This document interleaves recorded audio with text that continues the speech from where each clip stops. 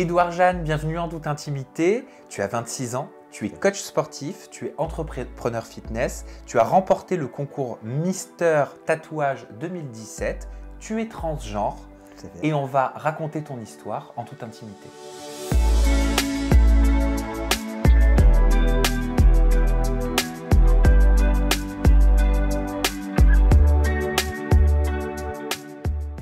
Édouard Jeanne, ma première question, elle est cash. La transidentité, est-ce que c'est tabou en France? Je pense complètement, encore. Un peu trop. On commence seulement un peu à sourire sur le sujet, mais pas encore assez. Tu es un homme, oui, transgenre. On dit il, oui. Tu t'appelles Édouard. Jeanne. Édouard Jeanne, c'est un nom composé. Pourquoi avoir gardé Jeanne? Est-ce que c'était le prénom que tu avais quand tu étais dans un corps féminin? Exactement. Mais je l'ai changé justement à cause de la société. C'est-à-dire? En fait, au départ, je voulais pas changer de prénom. Parce que pour moi, un prénom, ça n'a pas de sexe, ça va avoir le sexe qu'on va lui attribuer. Il y a bien des hommes qui s'appellent Camille, Michel, Frédéric. Donc je me suis dit, pourquoi pas un homme pourrait s'appeler Jeanne, en fait? Et en fait, c'est l'expérience au début de ma transition, des choses toutes banales. Aller récupérer un colis à la poste. Je voulais aller récupérer un colis, j'avais acheté un achat sur Internet. Je me présente pour récupérer le colis. Et là, la dame au guichet me dit, c'est pas vous. Ah si, c'est moi. Non, c'est pas vous, je vous donne pas le colis. Donc du coup, en fait, je me suis retrouvé à me justifier intégralement. Du fait que je sois transgenre, que je suis en transition, et ci, et ça, pour qu'on me récupère mon colis. Donc en gros, en fait, je devais raconter mon histoire à n'importe qui. Alors je suis très ouvert, on me pose des questions et j'y réponds, mais de là à m'exposer et devoir me justifier tout le temps, c'était pas possible. Tu te justifies tout le temps? Je devais me justifier. Tu devais te justifier? Pour récupérer des choses qui m'appartenaient. Combien de fois par mois? Dès que j'allais à la poste ou à la banque, ou les choses banales en fait. Ou dans les administrations, voilà, souvent. Tout à fait. D'accord. C'est ça. Et pourquoi? Parce qu'ils ne pensaient pas que c'était moi, parce qu'ils voyaient Jeanne Serdan sur la carte d'identité, pourtant j'avais la même tête. La carte d'identité était très récente, mais ça passait pas. Et pourquoi avoir choisi le prénom Édouard avant Jeanne? Alors ça, c'était un repas de famille, je m'en souviens, c'était au baptême de mon neveu. Il y avait toute ma famille qui était là, donc du coup ma transition était annoncée. Et je leur ai fait part un petit peu justement de la difficulté que j'avais par rapport à la société, par rapport à mon prénom. Donc j'ai regardé ma maman et puis je lui ai dit simplement, écoute, moi je trouve ça important, tu m'as donné mon prénom féminin à ma naissance, que je garderai parce que c'est moi. Mais par contre, je veux que maintenant, je devienne qui je suis intégralement, donc choisis le prénom masculin. Pour moi, c'était à ma mère de choisir le prénom. C'est elle qui m'a mis au monde. Donc, et elle a choisi Édouard. Exactement. Elle aurait choisi Michel, Frédéric, c'était pareil, je collais le prénom. Tu l'aurais pris. Voilà. Tu avais quel âge lors de ce repas de famille? J'avais exactement 23 ans. Tu te souviens à quel moment tu as commencé à te poser des questions? D'ailleurs, est-ce qu'il y a un moment où tu as commencé à te poser des questions? Oui, très tôt. Très très tôt. Les premières questions où je me suis vraiment dit, il y a quelque chose qui cloche, je devais avoir 6-7 ans. 6-7 ans, c'était des choses banales, je faisais du foot. J'ai toujours fait des sports très masculins, j'étais un petit garçon très dans tout ce qui était masculin en fait, donc le foot pour moi c'est naturel alors que voilà. Et je jouais avec les garçons justement à l'époque là, et je comprenais pas par exemple pourquoi les garçons pouvaient faire pipi debout, et pas moi. Des choses, des questions qu'on ne peut pas se poser à l'âge là quoi. Et c'est vrai que si je me posais vraiment cette question, pourquoi j'avais rien en bas. C'était pour moi genre ça existait mais c'était pas là. C'est marrant, enfin non c'est pas marrant, mais là je viens de t'entendre dire, j'ai tout de suite compris qu'il y avait quelque chose qui cloche. Exactement, qui n'allait pas. Donc tu interprètes ça par la négation? Oui, tout à fait, bien sûr. Parce qu'au départ, surtout avant de l'accepter, j'étais totalement dans la négation. Je le rejetais, j'en voulais pas. Ce que je disais, une transition, avant de l'assumer pleinement comme je peux le faire maintenant, j'ai dû l'assumer auprès de moi-même en fait. J'ai dû l'accepter. J'ai dû accepter qui j'étais avant de pouvoir l'accepter devant les autres. Et est-ce que tu as toujours été sûr de tes choix et de ce que tu voulais pour ton enveloppe corporelle, pour qui tu étais vraiment et qui tu es? Oui, bien sûr. Sûr, non, je pourrais pas dire que j'étais sûr. J'ai eu quand même ce questionnement où là, je suis parti à la quête de moi-même, où je me suis fait face. Où je me suis posé les bonnes questions. Effectivement, on a toujours cette crainte de dire on va faire un pas en avant, mais qui dit qu'on va pas en faire trois en arrière derrière aussi. On a peur de se planter, bien sûr. Mais derrière, à côté de ça, une fois qu'on voit le parcours de transition commencer à évoluer, les changements, à se sentir mieux, à se sentir plus soulagé, non. Qu'est-ce qui freine face à une situation comme la tienne? Alors moi, ce qui m'a freiné au départ, c'était vraiment le manque d'informations. Je suis arrivé là-dedans, alors je savais, j'ai trouvé mon problème tout seul, en me confrontant, en faisant des choses, mais j'avais pas d'informations sur quelle route prendre en fait. Je savais rien. Je savais même pas au départ qu'un parcours de transition était possible de faire. Je ne savais pas du tout. J'étais sur internet ou quoi que ce soit, je n'avais aucune information. Et c'est vrai que j'ai cherché des informations tout seul et j'ai compris en fait comment faire. Mais au départ, c'était très compliqué. Je savais pas où mettre les pieds. Je savais c'était quoi la solution, mais je savais pas par où commencer quoi. Est-ce qu'il y a un lien automatique, systématique entre la sexualité et le genre? Alors, c'est deux choses totalement différentes, mais moi, la sexualité m'a permis en fait de pouvoir savoir où était mon problème. C'est-à-dire qu'en fait, au départ, on va dire jusqu'à j'ai une sexualité pardon, qui a commencé très tôt, et effectivement, moi, j'avais le corps d'une femme, donc pour moi, la normalité, c'était que j'aille avec un homme, chose tout à fait normale. Donc c'est ce que j'ai fait. C'est ce que je disais encore juste avant, c'est très compliqué parce que j'ai vécu une vie pendant un certain temps qui n'était pas la mienne, hein. Donc du coup, je me suis inventé un personnage. Alors effectivement, d'un point de vue visuel extérieur, pour les gens, c'était tout à fait normal, parce que j'étais jeune, j'étais une fille, je devais avec des hommes. Mais moi, intérieurement, c'est pas ce que je vivais. Donc la sensation de se faire pas violer, mais quand même pas jusque-là, mais c'était presque ça. En fait, ce corps-là qui était le mien actuellement, mais m'appartenait pas, et de le donner à quelqu'un, enfin moi je me suis senti entre guillemets sali. Mais c'est pas... comment je pourrais t'expliquer ça? C'est-à-dire, tu te forçais à avoir des relations Ouais, sexuelles bien avec sûr, un homme? complètement, intégralement, bien sûr. Tu le faisais parce que la société te faisait comprendre qu'il fallait le faire parce que tu étais une femme? Parce que je voulais me persuader d'être normal, Oui. une femme devait être avec un homme. Et finalement, en fait, quand j'ai commencé à coucher avec des hommes, la première question où là je me suis bien révélé, où là je me suis dit, il y a vraiment. En fait, finalement, ça éclaircit tout. C'est quand un homme se déshabillait devant moi, par exemple, qu'il enlevait son t-shirt. J'avais pas de désir. D'accord, j'avais pas de désir. Par contre, j'avais de l'envie. Je comprenais pas pourquoi l'homme avait le torse plat, pourquoi il avait les abdos, pourquoi il avait ce corps, et pourquoi moi je l'avais pas. Tu vois, j'avais aucune pulsion sexuelle, j'avais pas de désir. Ça m'excitait pas du tout, quoi. Et c'est là que je me dis, bon, si le corps là, t'as de l'envie, il y a quelque chose qui cloche, donc tu vas déjà essayer des femmes. Et effectivement, là, je me suis rendu compte que j'étais attiré par mon sexe opposé. Mais quand on me disait, Jeanne, t'es lesbienne, non, je suis pas lesbienne. Tu vois, dans ma tête, ça me tiquait en fait. Je me sentais pas lesbienne. Parce qu'à l'heure actuelle, je suis hétérosexuel. Maintenant, je le comprends. Mais tu vois, à l'époque là, quand j'avais 15 ans, bah, je savais déjà que c'était ça. Moi, je le comprends aussi Mm. quand tu dis aujourd'hui je suis hétérosexuel. Mais il y a de nombreuses personnes qui ne le comprennent pas. Bien sûr. Ça, tu es confronté à ce type de non-compréhension. Oui, bien sûr. Parce que Qu'est-ce que tu réponds? beaucoup de personnes en fait ne font pas la différence entre le genre et l'orientation sexuelle. Tu peux nous l'expliquer? Bien sûr. C'est-à-dire qu'en gros, en fait, moi, enfin, je suis un homme transgenre, mais je suis attiré par le sexe opposé, donc par le genre qui va être opposé à moi. Donc les femmes, donc qui vont faire de moi quelqu'un d'hétérosexuel. Si imaginons je serais attiré par toi, bah, je serais purement juste gay, tout simplement, homosexuel. Et inversement, et les gens en fait ont un problème et ils pensent euh, que l'orientation sexuelle se qualifie au sexe. Alors que non. Je veux dire, moi, ce que j'ai entre les jambes, j'ai pas de pénis, pourtant je suis un homme. Pendant longtemps, et d'ailleurs c'est pour ça que tu me disais en off que le mot transsexuel, il ne faut pas l'employer. Pendant longtemps, ça a été associé à une maladie. Tout à fait, Et je crois qu'encore dans l'inconscient collectif, il y a des gens qui pensent que c'est une défaillance. exactement.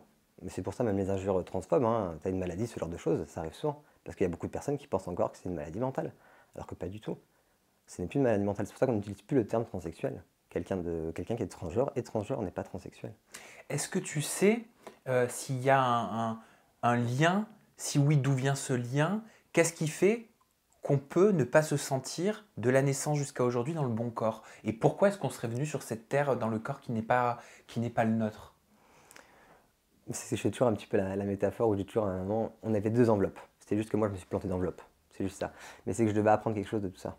Alors d'un point de vue amérindien, ce qu'on dit d'un point de vue spirituel, on dit que les personnes transgenres ont les deux âmes à l'intérieur d'eux. C'est-à-dire à la fois féminin, à la fois masculin. C'est le mythe de Platon, ça. C'est ce qui est raconté. Mais c'est vrai que moi, ce parcours de vie, à l'heure actuelle, tu me demandes de le refaire, je refais les mêmes. Tu me demandes de naître homme de naissance, je te dirais non. Pour quelle raison? Parce que ce que ce parcours-là m'a appris, quand j'ai vécu dans le corps d'une femme, aucun homme de naissance ne peut l'avoir vécu. Et bien sûr, Est-ce que tu vis ta masculinité différemment d'un homme né dans un corps d'homme? complètement, bien sûr. De quelle façon? De la façon où j'ai envie de te dire, le fait d'avoir vécu dans le corps d'une femme, ça m'a permis aussi de pouvoir vivre intégralement, donc avoir ses règles, avoir les ressentis d'une femme, avoir la sensibilité aussi. Alors je dis pas les hommes sont aussi sensibles, hein, mais j'ai quand même, je peux pas le renier. J'ai vécu dans le corps d'une femme, donc j'ai vécu toutes les sensations.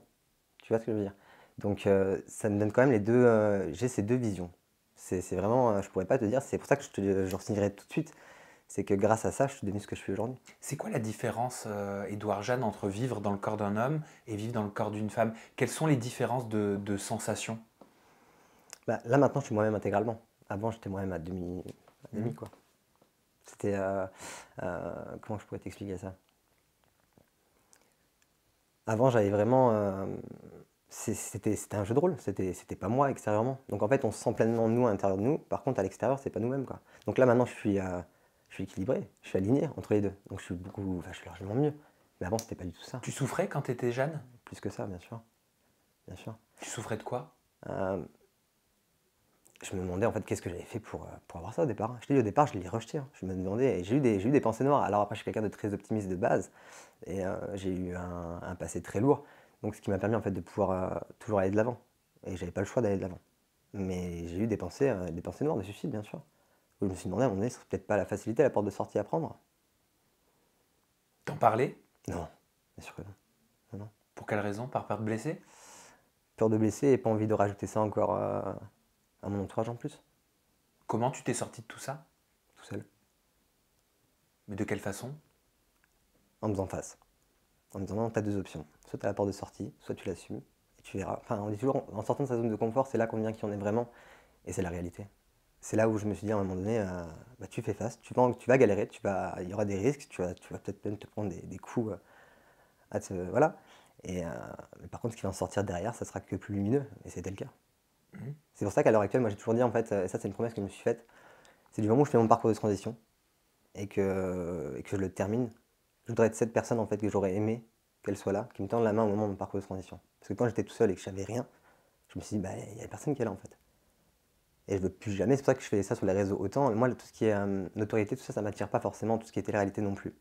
Je fais les réseaux pour aider les gens, vraiment. Moi, je prends 3 heures par jour pour répondre aux DM, pour répondre à des personnes transgenres qui se posent des questions peut-être simples et anodines pour tout le monde, mais ils ont quand même pas les réponses.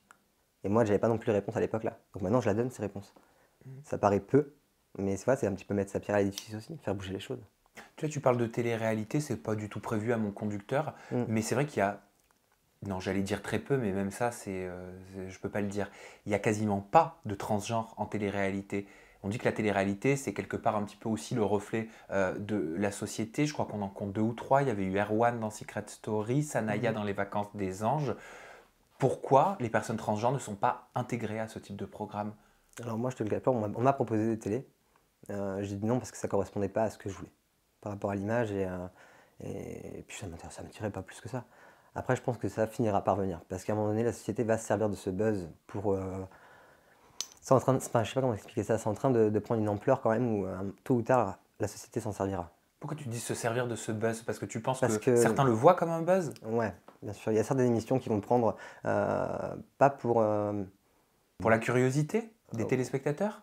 Ouais, bah alors je vais plus te partager une expérience que j'ai vécue et tu verras peut-être la sensation que je veux dire. Ouais, vas-y. Par exemple, le psychologue où j'ai été voir la première fois que je fais ma transition, je suis arrivé et c'était une dame qui avait plus de 35 ans de carrière, un psychologue, et je l'ai pris au hasard. Et je suis arrivé devant elle, en fait, elle avait jamais eu de personne transgenre devant elle. Mhm. Et en fait, elle m'a plus jugé comme une bête de foire, à savoir le pourquoi du comment. Est-ce que tu es sûr? Mais t'es sûr que tu préfères avoir des boutons toute ta vie? Enfin, j'ai plus été jugé que compris en fait. Alors que c'est une psychologue que j'avais en face de moi, tu vois.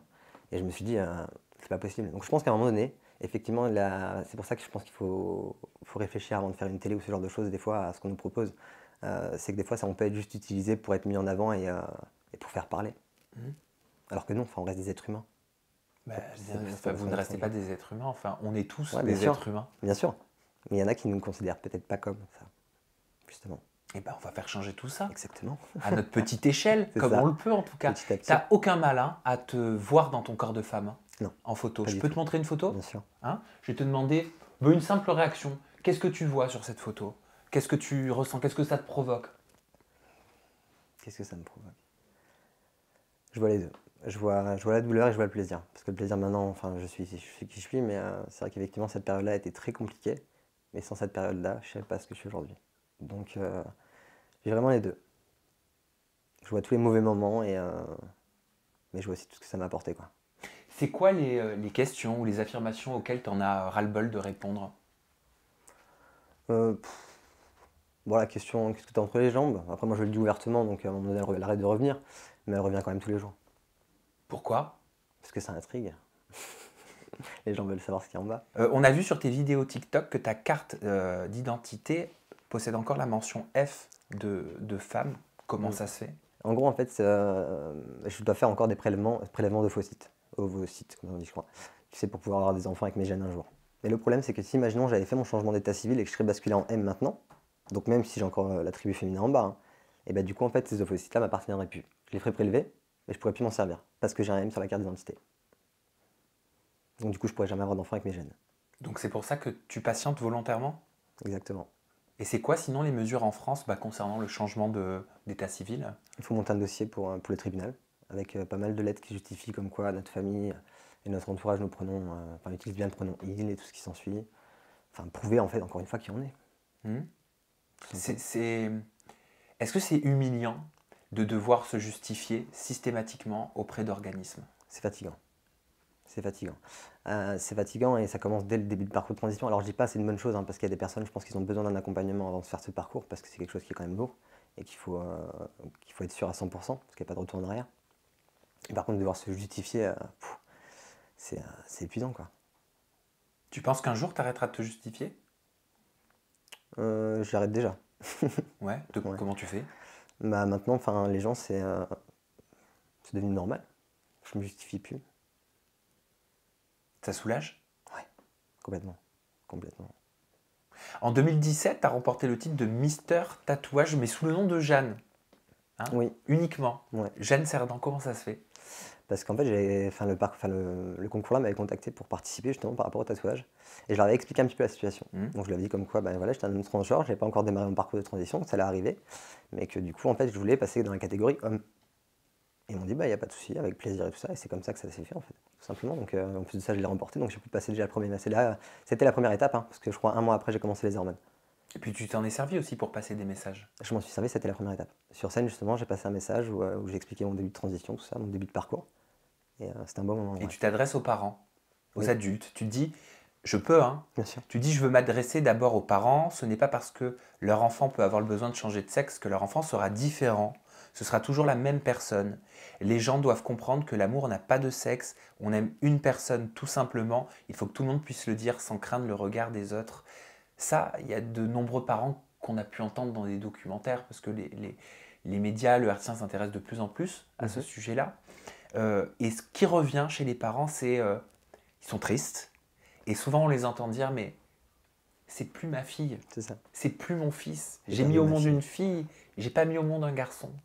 Qu'est-ce que tu peux dire, qu'est-ce que tu pourrais dire avec ton discours, avec tes mots à tous ces parents? Bien sûr. Les parents ont peur de perdre leur enfant et c'est je peux entièrement le concevoir. Moi, c'est comme ça que j'ai vu par rapport à ma famille et à ma mère. Ma transition, je ne suis pas arrivé, je leur ai pas dit je fais ma transition. Parce que j'ai vite compris qu'en fait, ce qui faisait peur aux parents et à l'entourage, c'était vraiment en fait l'inconnu. Justement, parce qu'on ne connaît pas ce sujet et on n'est pas assez informé, donc les parents ont peur. Donc moi, ce que j'ai fait en fait quand j'ai fait mon parcours de transition, facilement 1 an et demi, même 2 ans avant, que ce soit à ma grand-mère, à ma mère, à ma soeur, je montrais des photos de personnes transgenres, sans pour autant m'intégrer dedans. Je montrais des photos, je dis regarde, il a fait sa transition. Wow, c'est beau, enfin, c'est vrai, c'était une fille avant, etc. Et en fait, ça les a préparés au fur et à mesure. Et un jour, j'arrivais et j'ai dit que j'allais faire mon parcours de transition. Et du coup, c'était passé tout naturellement. Mais ma mère, au départ, il faut savoir qu'elle avait des mots qui étaient quand même super lourds. Quand j'étais petit, parce que beaucoup me disaient un jour tu te feras greffer une bite, ça je l'ai entendu aussi. Et c'était assez drôle, parce qu'au départ, je disais non, non, non. Alors dans ma tête, ça disait oui, oui, oui. et du coup, comment je peux dire C'est marrant, t'as pas osé le dire. Deux. Là, tu l'as fait passer comme Ouais. une lettre à la Ouais, poste, tu vois, ou c'était, comme un mail. Ouais, c'est ça. Non, mais c'était parce que finalement, c'est là que tu vois en fait que tout est révélateur maintenant. Mais auparavant, plus on me disait, plus je te disais non. C'était, je voulais pas l'entendre, donc c'est vrai que c'était. Mais ce qu'il faut faire comprendre aux parents, c'est comme dit, voilà, ce qu'ils mettent au monde, c'est un enfant, c'est pas un sexe. Et cet enfant-là, comme j'ai dit à ma mère, hein, la Jeanne que tu as mis au monde, Jeanne, elle est toujours là, hein. Elle n'est pas changée, hein. Ce qui change, c'est l'enveloppe corporelle, qui n'est pas la nôtre, c'est tout. Le reste, l'enfant qui naît à l'intérieur, il est toujours là, il restera toujours là.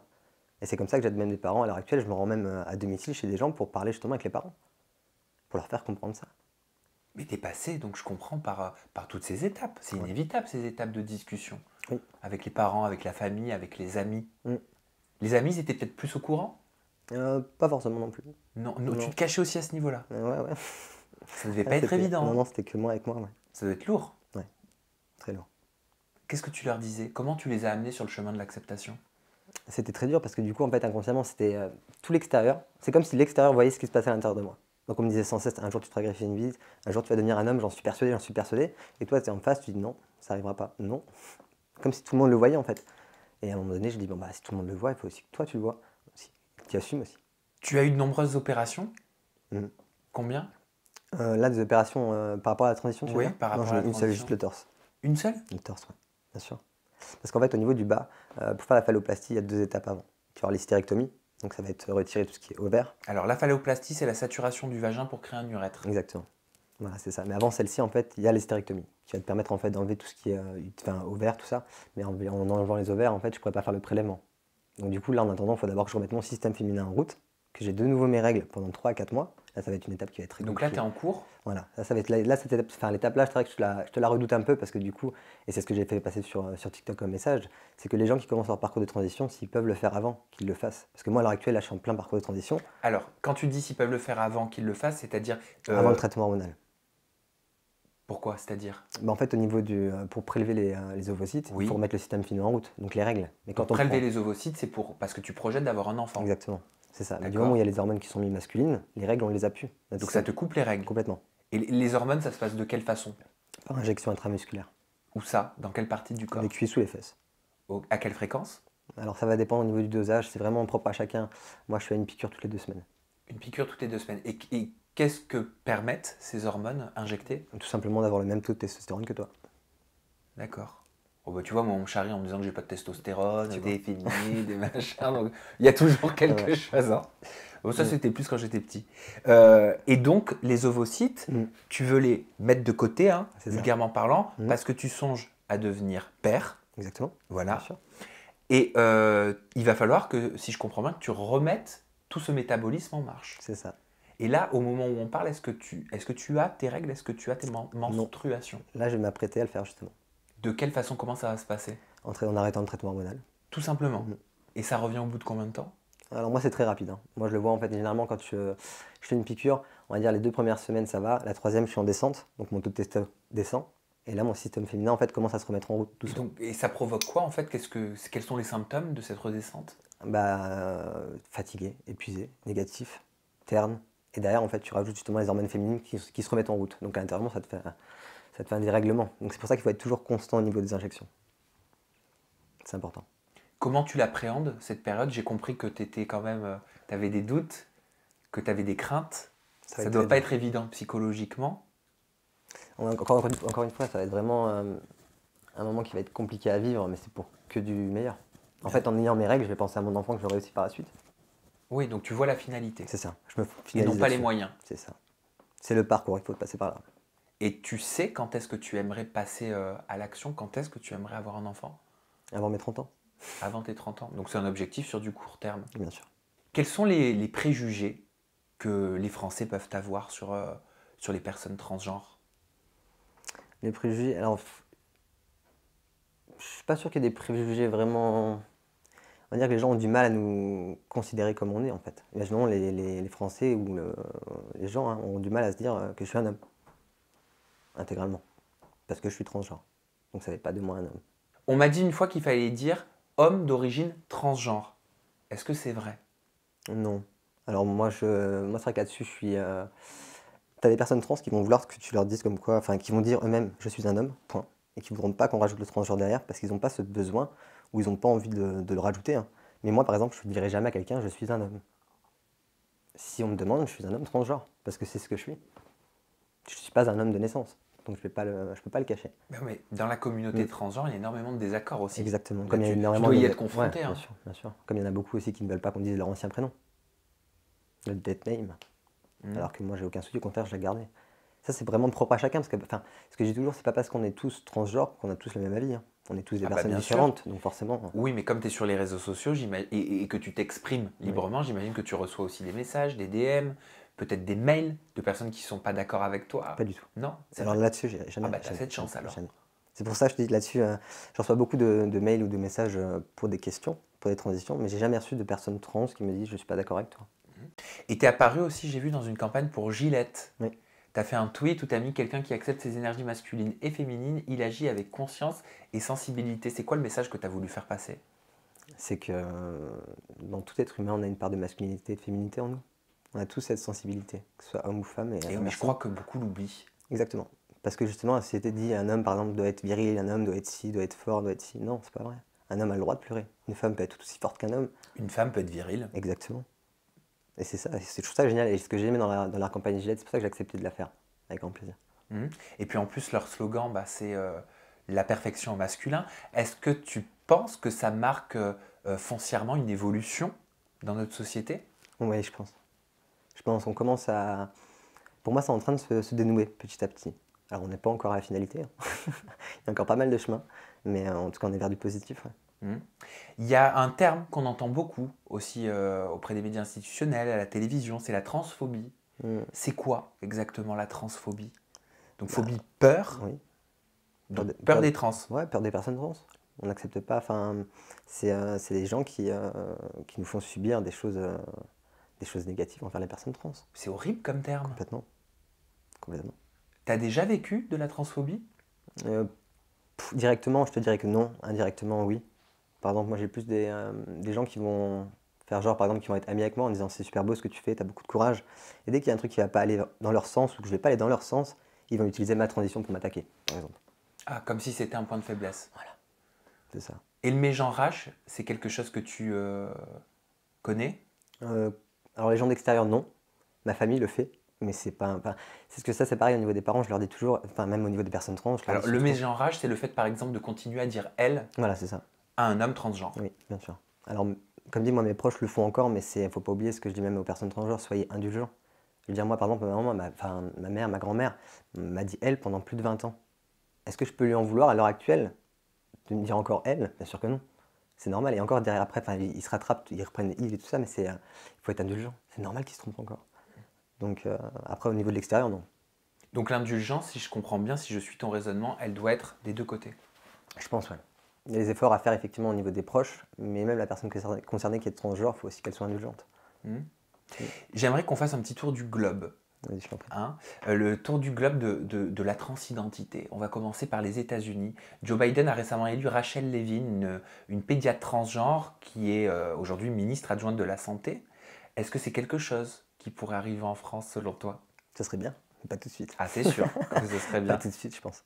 Comment on pourrait arriver à avoir une ministre transgenre ou un ministre transgenre? En continuant de faire ce qu'on fait. En continuant à en parler encore, et tôt ou tard, je sais que ça peut arriver, pourquoi pas. Si d'autres pays le font, pourquoi nous on ne pourrait pas le faire? En parler, à écouter. À écouter, ouais. Aussi, parce que c'est vrai qu'on parle beaucoup de la parole, moins de l'écoute. Oui. Elle est importante, l'écoute aussi, non? Oui, bien sûr. Si on n'écoute pas, on ne peut pas comprendre. Au Brésil, alors il existe un réel martyr des transgenres. Il y a eu plus de 175 homicides durant l'année 2020. Ça a été une année meurtrière pour les personnes transgenres dans ce pays. Pourquoi ces personnes, selon toi, elles sont plus vulnérables? J'allais dire au Brésil ou dans d'autres pays, parce qu'on a tendance à penser qu'en France, ça va mieux. Est-ce que c'est le cas? Non. Pour moi, ça va pas mieux en France. Ça s'ouvre, mais comme dit, voilà, plus on en parle, plus aussi à côté la haine grandit. C'est la balance, c'est logique, ça s'équilibre. Donc forcément, les gens qui ont une haine envers les personnes transgenres se réveillent aussi. Ils font encore plus de mal, bien sûr.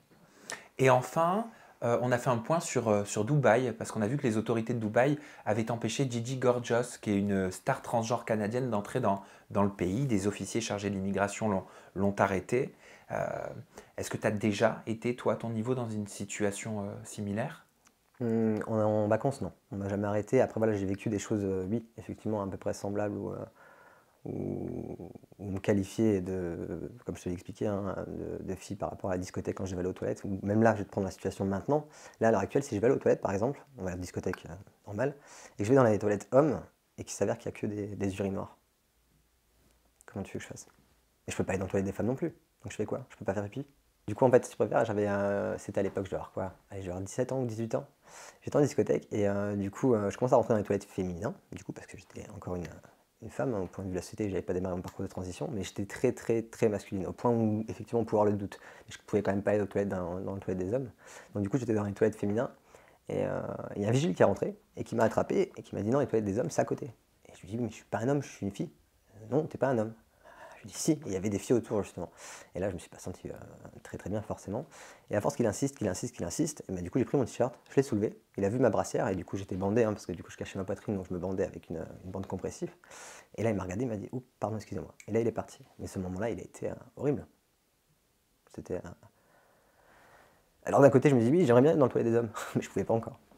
Les réseaux sociaux, c'est une arme aujourd'hui qui t'aide, qui vous aide? C'est un bon moyen de communication. C'est un moyen de pouvoir faire changer les choses. J'ai toujours été attiré par les réseaux. Je ne peux pas te dire pourquoi, mais même quand j'avais 13-14 ans, je disais à ma maman, je ferai quelque chose avec les réseaux un jour. Elle me disait, mais tu vas faire quoi? Je lui dis, je sais pas.